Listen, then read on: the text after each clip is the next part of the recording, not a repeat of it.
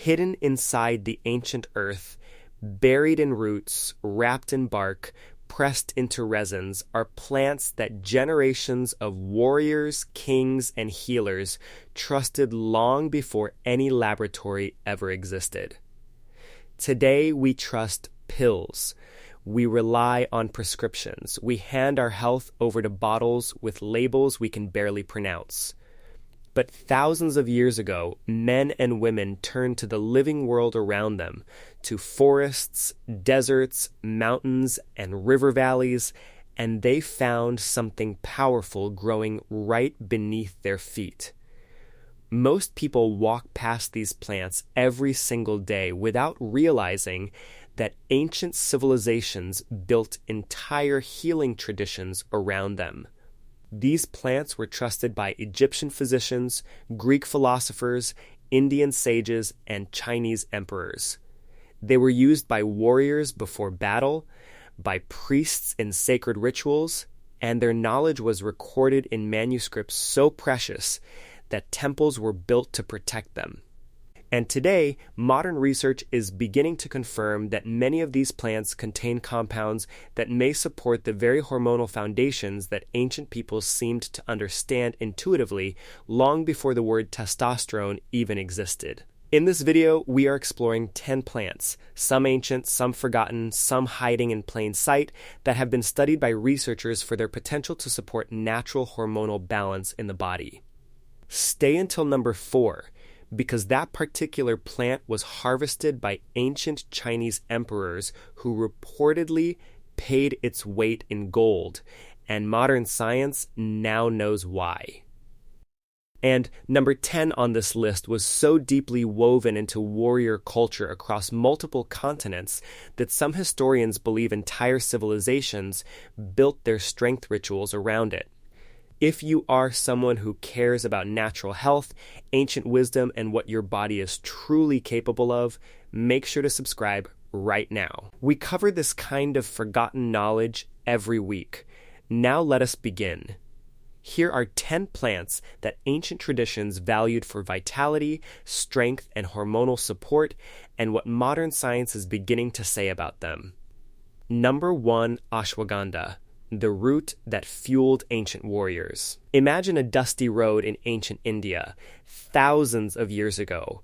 A group of warriors prepares for battle at dawn. Before the march begins, each man receives a small clay cup containing a thick, bitter paste made from a ground root that smells faintly of horse. They drink it without question, because their fathers drank it, and their fathers before them.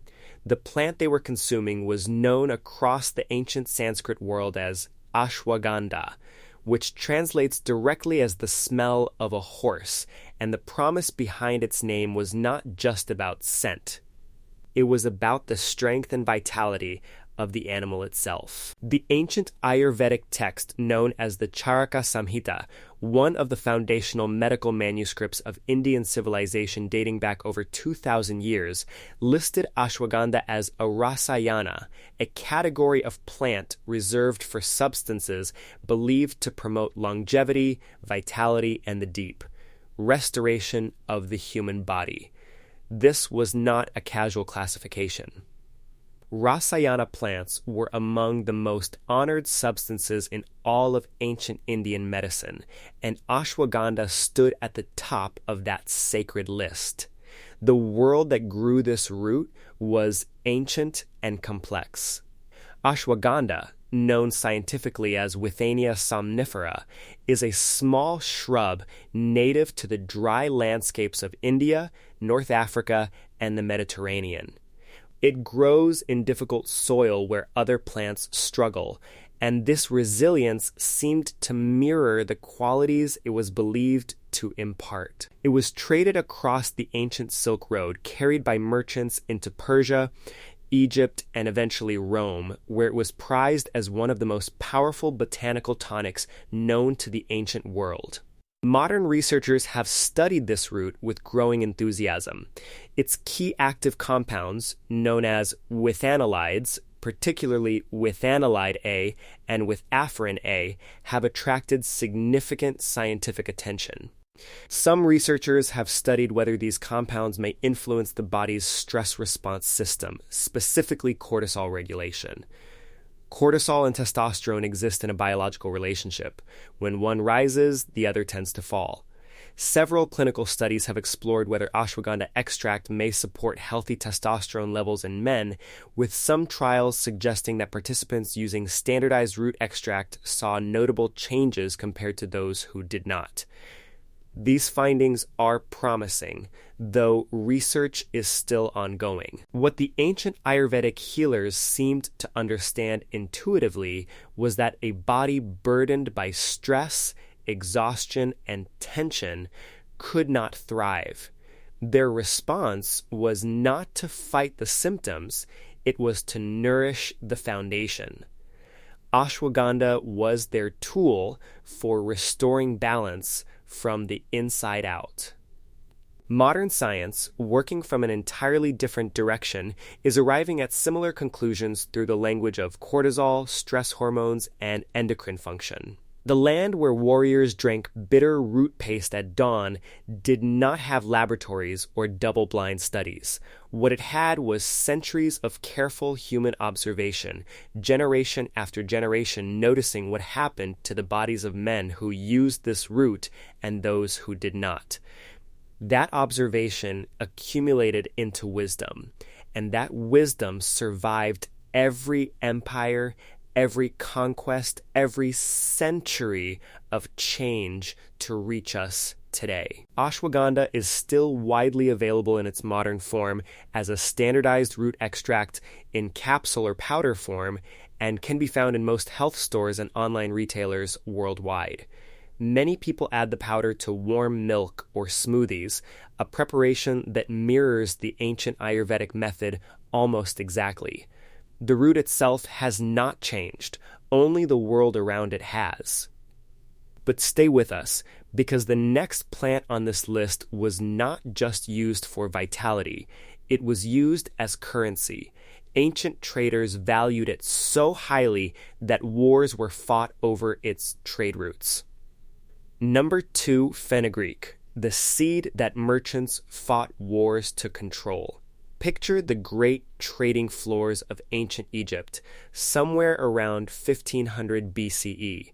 Stone warehouses filled with baskets of seeds, sacks of dried herbs, and bundles of roots carried by caravans stretching hundreds of miles across burning sand. Among the most coveted goods in any market stall sat a small golden yellow seed with a bittersweet fragrance unlike anything else. Merchants who carried it were watched carefully. Soldiers were sometimes posted at its storage. This was fenugreek, and the ancient world did not treat it as a simple spice. References to fenugreek appear in some of the oldest written records in human history, including the Ebers Papyrus, an Egyptian medical text dating to approximately 1550 BC that is considered one of the earliest known medical documents ever created. The ancient Egyptians used fenugreek seeds in embalming preparations, temple rituals, and medicinal compounds. Greek physicians, including Hippocrates himself, wrote about its properties. Roman soldiers reportedly carried it on long campaigns, and in the ancient Indian Ayurvedic system, it was classified under a category of plants linked to male vitality and reproductive strength. Fenugreek, Trigonella Phoenum graecum in scientific nomenclature, is native to the Mediterranean region and South Asia, and has been continuously cultivated for at least 4,000 years. It grows as an annual herb with small white flowers, but the real treasure lies in the hard, angular seeds hidden in its pods. These seeds contain a remarkable array of compounds including saponins, diosgenin, and a specific group called furostenolic saponins. Modern researchers have studied these compounds for their potential relationship to hormonal pathways in the human body. Some researchers have proposed that certain fenugreek compounds may interact with enzymes involved in the hormonal conversion process, and several published studies have explored the potential for standardized fenugreek extract to support healthy testosterone levels in adult men. What ancient peoples observed over thousands of years of daily use was a seed that seemed to support energy, physical endurance, and what they described in their own cultural language as masculine vitality. They could not have understood the biochemical mechanisms at work, but they recorded the observations faithfully, and those records stretched from Egypt to India to Rome in an unbroken thread of consistent experience. Fenugreek today is found in most grocery stores as both whole seeds and ground powder, and a standardized extract in supplement form. It is a flavoring agent in countless foods, a traditional tea in many cultures, and a subject of active modern scientific research. The same seed that Egyptian physicians placed inside the pyramids now sits in kitchen spice racks across the world, its ancient story largely forgotten by the hands that use it. Do not go anywhere.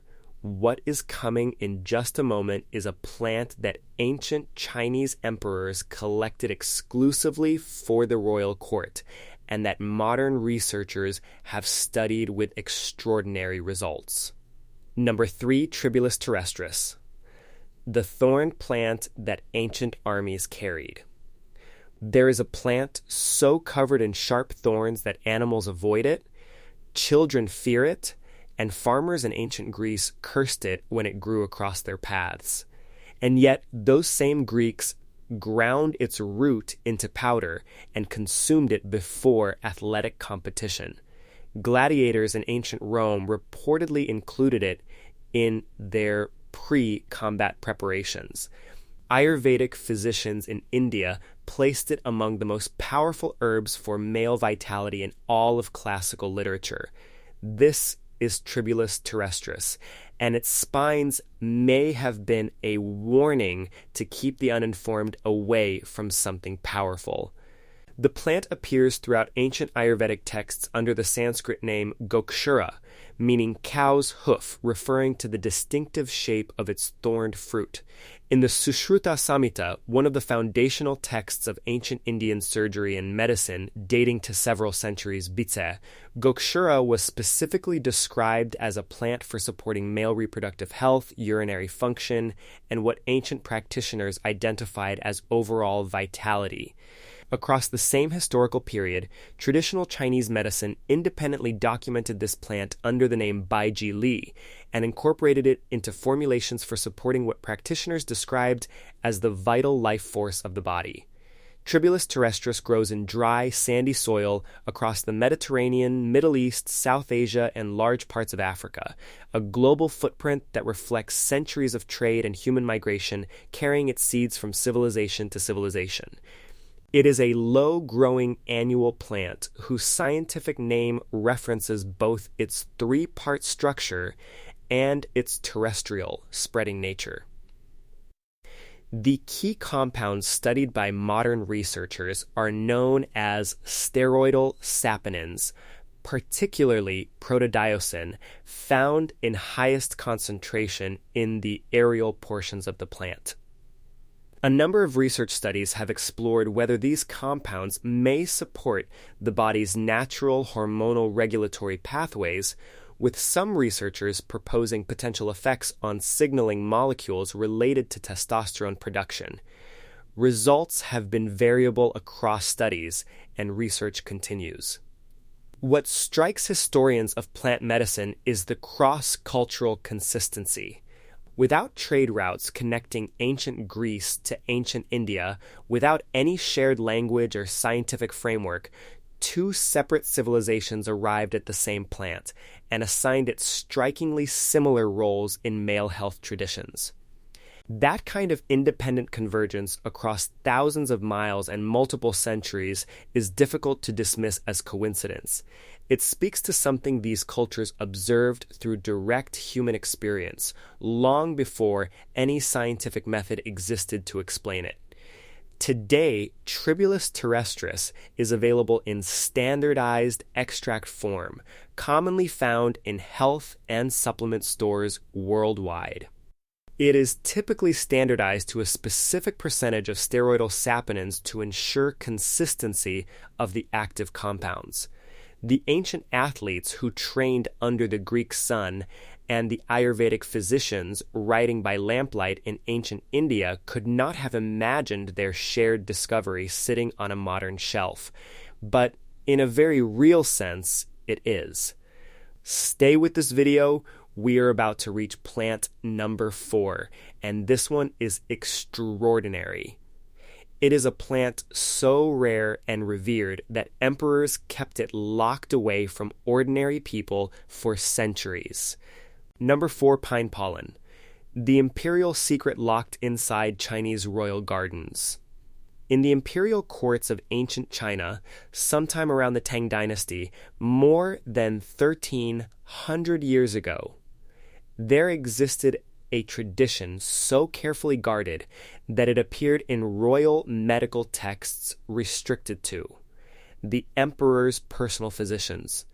It was not silk, it was not jade, it was a fine golden powder, harvested from towering pine trees during a brief window each spring that the court physicians classified as one of the most powerful vitality substances known to Chinese medicine. That golden powder was pine pollen, and its story is one of the most surprising on this entire list. Pine pollen is referenced in some of the oldest texts of traditional Chinese medicine, including entries in the Ben Cao Gang Mu, the renowned Chinese pharmacopoeia compiled by Li Shizhen in the 16th century, though drawing on medical traditions reaching back thousands of years earlier. It was associated with longevity, vitality, and what Chinese medical philosophy described as the replenishment of Jing, a concept representing the body's deepest and most essential life energy. This was not a common substance. Its collection required timing, knowledge, and access to the right forests at the right moment of the year. Pine pollen, harvested from trees including Pinus sylvestris and Pinus masoniana, is unique in the botanical world for a reason that modern science finds genuinely extraordinary.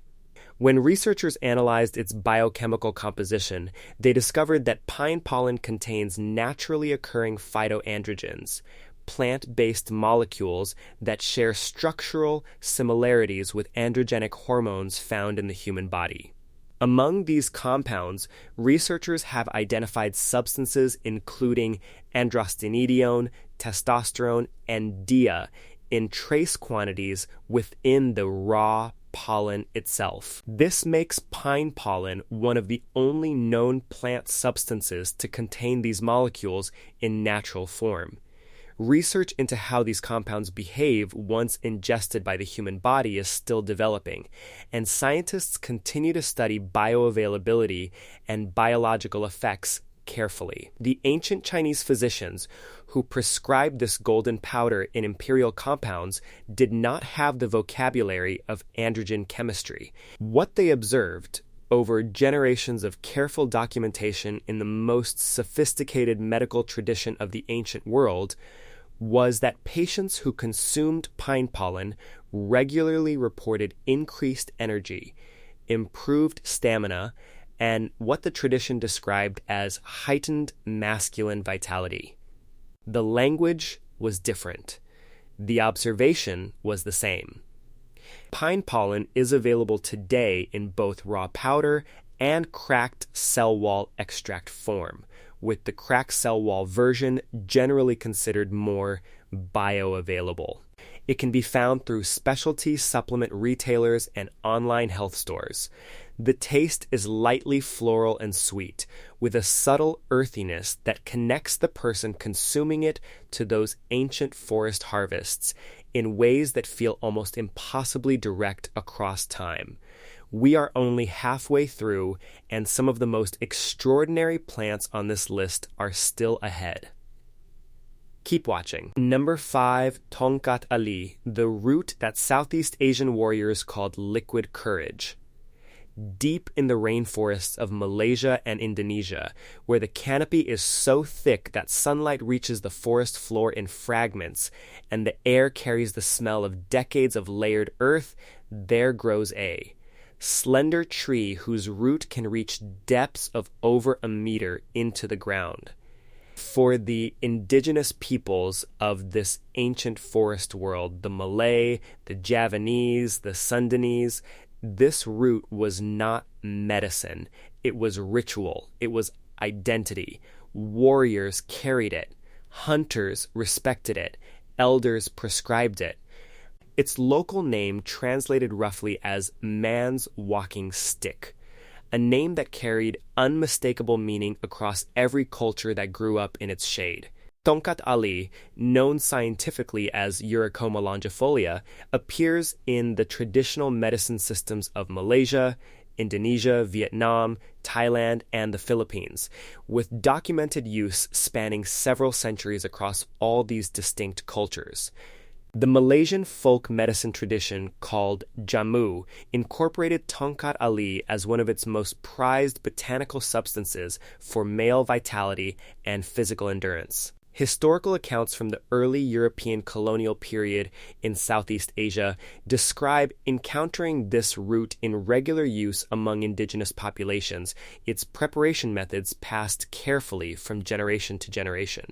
Modern researchers have studied Tongkat Ali extensively, and the scientific literature on this plant is among the more robust of any traditional testosterone-related botanical.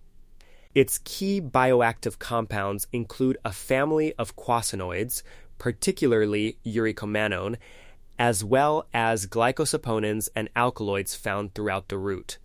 Some researchers have proposed that these compounds may influence the body's hormonal regulation system, possibly affecting the mechanisms that govern testosterone production and the binding of sex hormone binding globulin. Multiple human clinical trials have been conducted examining its potential effects, and several have produced findings that researchers describe as meaningful, though larger and longer studies are still needed to fully understand its mechanisms. What strikes many historians and ethnobotanists who study this plant is the depth of its traditional use. Unlike plants that appear briefly in one or two ancient texts, Tongkat Ali is woven into the daily cultural fabric of multiple separate civilizations across an entire geographic region, all of whom independently arrived at remarkably similar conclusions about what this root could do for the human body. That consistency across cultures, languages, and centuries carries a weight that serious researchers do not dismiss. Today, Tongkat Ali extract is standardized to specific concentrations of eurycomanone and is available through quality supplement retailers worldwide. It has become one of the most researched plants in the modern natural health space, with interest from researchers in Malaysia, Europe, and North America. The ancient warriors of the Malaysian rainforest could not have imagined the laboratory validation to come. They only knew what they experienced. The next plant on our list crossed 3 continents over 2,000 years. And the civilization that first discovered it, it kept it secret for centuries. Number 6, Maca root, the Incan warrior fuel hidden at the top of the world. High in the Peruvian Andes, at altitudes above 4,000 meters where the air is thin, the wind is brutal, and most plants simply refuse to grow, the ancient Incan civilization cultivated a small, radish-like root that they considered one of their most precious agricultural treasures. Incan warriors reportedly consumed large quantities of this root before major battles. Spanish conquistadors who arrived in the 16th century discovered it being traded actively throughout the Andean highlands and recorded their observations with something close to astonishment. The root was Maca, and the altitude where it grows has shaped its chemistry in ways that researchers are still working to fully understand. Evidence of Maca cultivation in the Andes dates back approximately 2,000 years, with archaeological records suggesting its use predates the Incan Empire itself. The Incan rulers placed maca among their most valued agricultural products, and historical accounts suggest that after conquering highland regions, the Incan state demanded maca as part of the tribute system paid to the empire. Spanish colonial physicians who studied indigenous health traditions in the 16th and 17th centuries documented maca's traditional use for energy, endurance, and reproductive vitality, and some of those records still survive in European archives today. Maca, Lepidium mayeni, is a member of the Brassica family, related to radishes and turnips, but its nutrient profile is shaped by the extreme environment where it grows. Modern researchers have identified a range of bioactive compounds in maca root, including glucosinolates, benzylamine alkaloids called macamides, and a group of unique compounds called macanes. Some researchers have studied these compounds in relation to the endocrine system and reproductive health. Published studies have explored potential effects on energy, mood, and hormonal balance, with several finding associations that researchers consider worth continued investigation. Unlike some plants that appear to act through direct hormonal pathways, researchers propose that maca may act through different mechanisms, potentially supporting the body's own regulatory systems rather than acting as a direct hormonal source. The Andean people who cultivated this root at the top of the world understood something about altitude that modern physiology is still exploring. Plants that survive in extreme conditions often develop unusually dense concentrations of protective and active compounds, precisely because they must work harder to live. Maca's chemistry seems to reflect that survival intensity, and the people who harvested it for 2,000 years seem to understand this intuitively. Maca is available today in powder, capsule, and liquid extract form, and is a popular addition to smoothies and health drinks worldwide. It has a distinctive nutty, earthy flavor with a mild sweetness. Gelatinized maca, a form processed to remove starch, is generally considered more digestible than raw powder. The mountains where Incan warriors fueled themselves before battle have not changed. The root growing in that thin, cold air is still the same root. Something powerful is approaching on this list.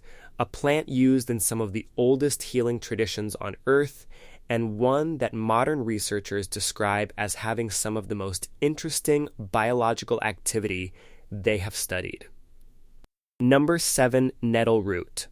The humble plant that ancient healers trusted above all others. There is a plant that grows along the edges of almost every road, every riverbank, every neglected garden wall in temperate climates across Europe, Asia, and North America. Most people who encounter it do so painfully. The fine, stinging hairs on its leaves deliver an immediate burning sensation on contact with skin. Farmers consider it a weed. Children learn to avoid it. And yet, for thousands of years, healers across dozens of cultures considered this humble, stinging plant one of the most versatile and powerful herbs in their entire pharmacopoeia. The plant is stinging nettle, and its root carries a scientific story that most people have never heard. Stinging nettle, Urtica dioica, appears in medical texts stretching back to ancient Egypt, ancient Greece, and the earliest written records of European folk medicine. The Greek physician Dioscorides, writing in the 1st century CE in his encyclopedic work De Materia Medica, one of the most influential medical texts of the ancient world, used continuously for over 1,500 years, described nettle's properties in detail and recorded its traditional uses. Across multiple systems. Ancient Roman soldiers reportedly rubbed crushed nettle leaves on their limbs in cold European climates, believing the resulting warmth and circulation supported their physical readiness. Germanic and Norse folk medicine traditions held the root in particular esteem for what they described as supporting vitality and urinary health in older men. Modern researchers studying nettle root have identified several potentially significant compounds, including lectins, polysaccharides, sterols, and of particular interest to hormonal researchers. Compounds including beta-sitosterol and a lignin known as 3.4-divinylyl tetrahydrofuran. Some researchers have studied whether these compounds may interact with sex hormone binding globulin, the protein that binds to and effectively deactivates free testosterone in the bloodstream. The hypothesis that certain nettle root compounds may influence this binding process has been the subject of laboratory and some clinical investigation, though research is ongoing and conclusions remain preliminary. What the ancient healers of Europe, writing by firelight in manuscripts that have survived 1,000 years of history, understood was that this stinging roadside plant, the one everyone avoided, held something valuable inside its root. The exterior was a warning.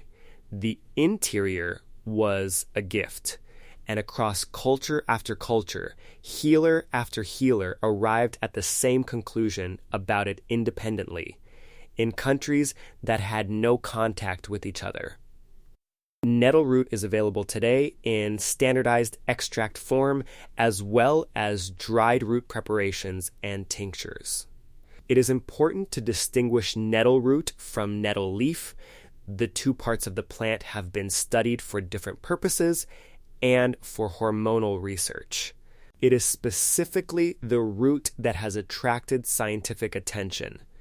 The same plant that has stung bare ankles on summer walks for thousands of years is currently sitting in research laboratories being studied by scientists in Europe and North America. Keep watching. We are approaching one of the most ancient substances on this entire list. A plant whose story begins not in a field or a forest, but in the sacred ritual smoke of a civilization that built monuments still standing today. Number 8, Mucuna pruriens, the velvet bean that ancient Ayurveda called a gift from the gods. In the classical Ayurvedic texts of ancient India, written in Sanskrit at a time when Europe was still in its early historical period, there appears a remarkable plant described in language that sounds almost mythological. It was called kapikachu, and the text said it was given by nature to restore what time takes away. Ancient physicians prescribed it to aging warriors, to men of advanced years who wished to maintain their vitality, and to anyone whose life force, what the tradition called ohas, seemed diminished by stress, illness, or the simple weight of years. Modern researchers who eventually analyzed this plant found inside it one of the most biologically significant compounds in the entire natural world. Mucuna pruriens, commonly called the velvet bean because of its soft, hairy pods, is a climbing legume native to tropical regions of Africa, India, and the Caribbean. Its use in Ayurvedic medicine spans at least 2,000 years, with detailed descriptions appearing in both the Charaka Samhita and the Sushruta Samhita, the two foundational texts of classical Indian medicine. Traditional preparations involved roasting and grinding the seeds into powder, which was then taken with warm milk or clarified butter in formulations designed to be consumed over extended periods of time.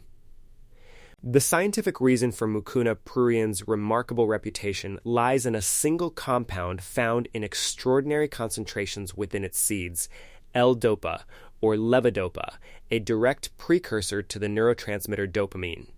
Mucuna seeds contain naturally occurring L-dopa at concentrations that modern analysis finds genuinely striking, sometimes reaching levels between 4 and 7% of dry seed weight. The relationship between dopamine and the body's hormonal signaling cascades is a subject of active scientific research. Some researchers have studied whether supporting healthy dopamine levels may positively influence signaling pathways related to testosterone production, with several clinical studies exploring this connection in human subjects. Additionally, some research has investigated potential direct effects on reproductive hormones in specific populations, with findings that researchers describe as notable. The ancient Ayurvedic physicians did not know about dopamine or L-dopa.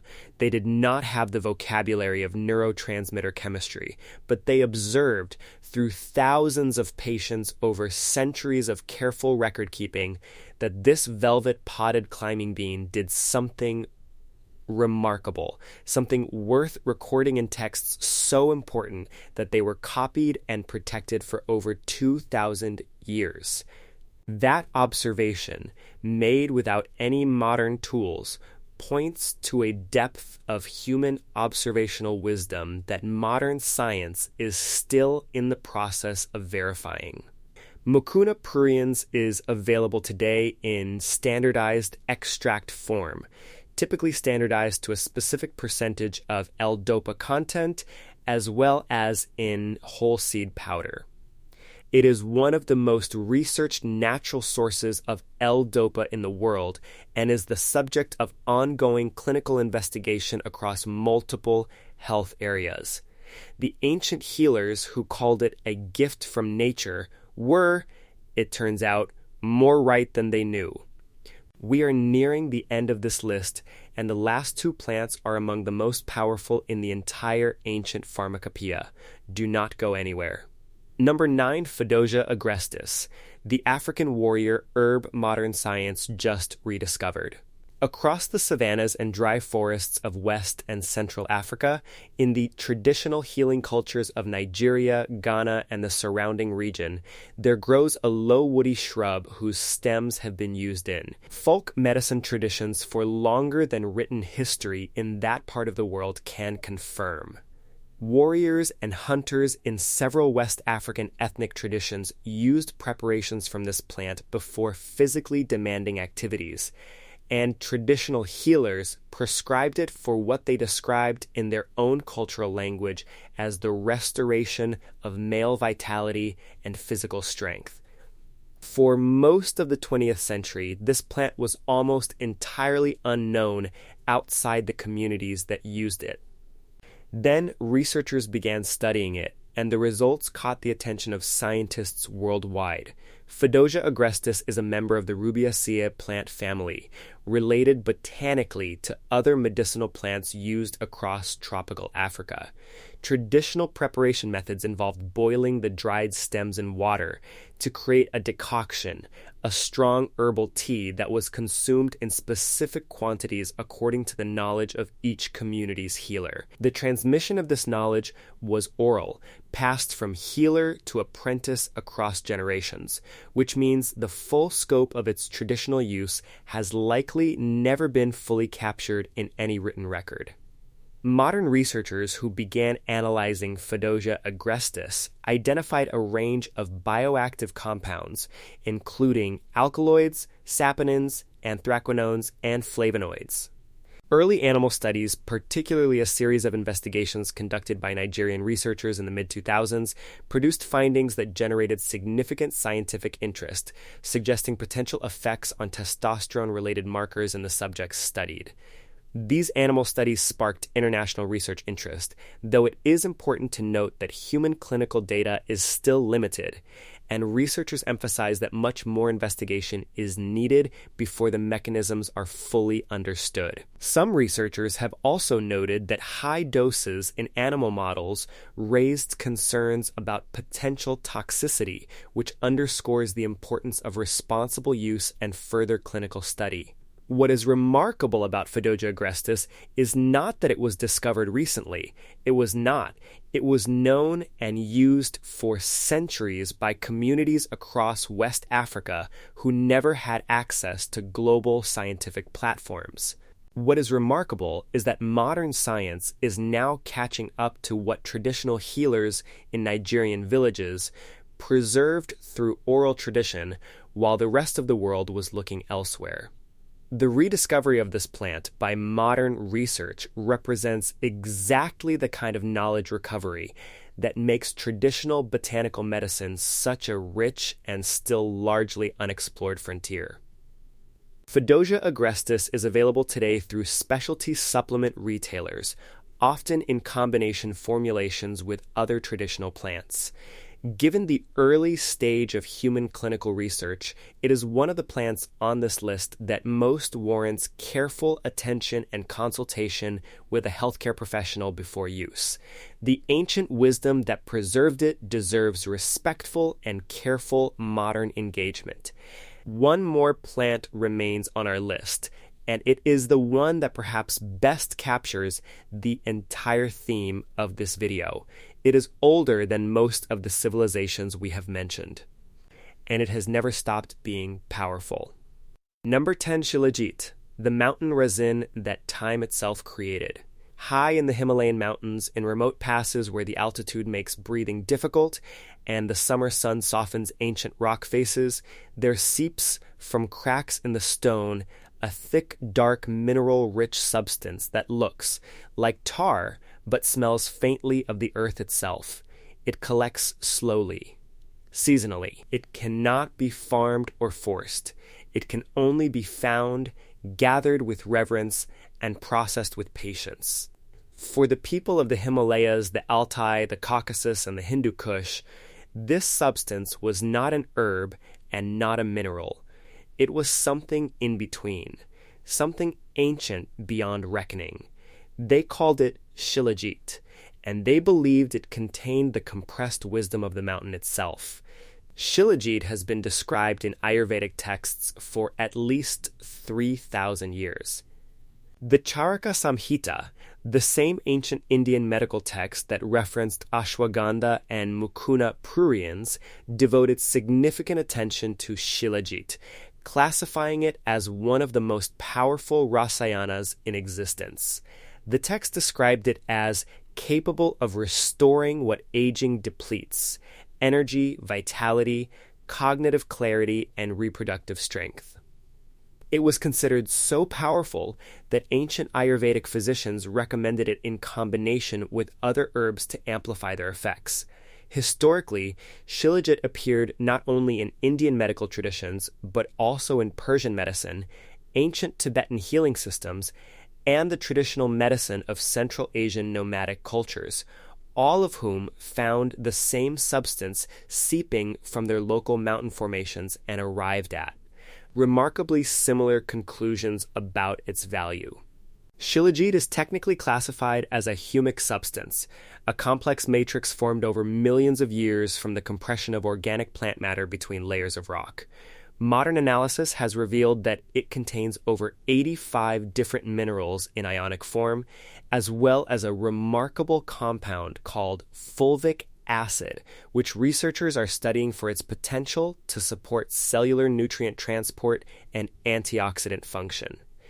Of particular interest to hormonal researchers is fulvic acid's potential interactions with mitochondrial function and its possible influence on the cellular energy systems that underpin hormonal production. Several clinical studies have examined Shilajit in relation to testosterone markers in adult men, with some findings that researchers describe as among the more compelling in the natural health literature, though further large-scale studies are needed. What the ancient mountain healers understood about Shilajit was something that took modern science millions of dollars of research equipment to begin articulating. They understood that the body's vitality is not a single lever to push. It is a complex, interconnected system that needs to be nourished at every level.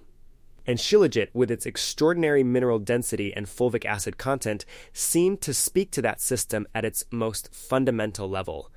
They were not wrong. They were simply early.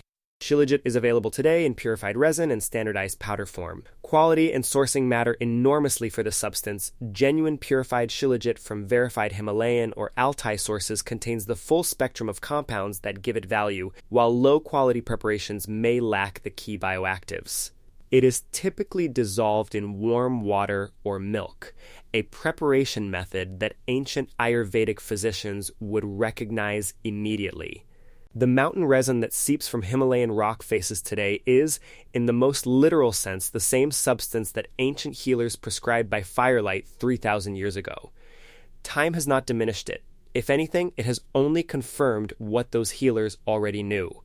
And there they are, 10 plants, 10 ancient stories, and 10 converging threads of wisdom from civilizations that understood something about the human body that took modern science centuries to begin confirming. From the root pastes of Ayurvedic warriors to the imperial pine forests of ancient China, from the rainforests of Malaysia to the mountain passes of the Himalayas, the knowledge was always there.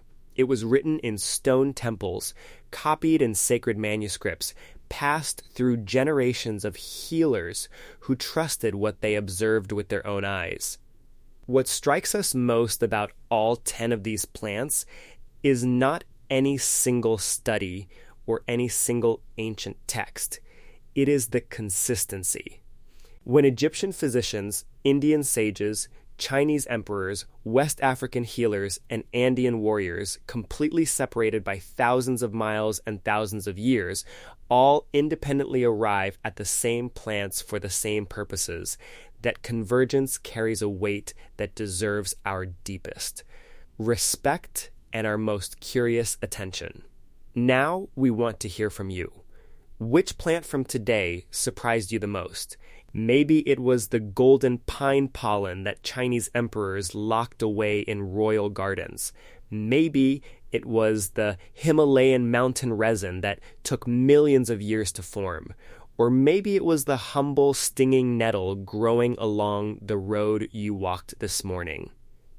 Tell us in the comments right now. We read every single one, and we genuinely love hearing your thoughts. If someone in your life would benefit from knowing about these ancient plants, a family member, a friend, someone on a health journey, share this video with them right now. The knowledge in this video is the kind that changes how people see the world around them. That is worth passing on. And if you are not subscribed yet, what are you waiting for? Hit that subscribe button and join our community. Every week we go deeper into forgotten wisdom, ancient healing, and the natural world that has always been trying to support us. You will not want to miss what is coming next. Because next time we are covering something even older, even more overlooked, and even more extraordinary. A category of ancient plants and foods that entire civilizations built their health traditions around, and that most people in the modern world have completely forgotten. You will not want to miss it. Thank you for watching. We will see you in the next one.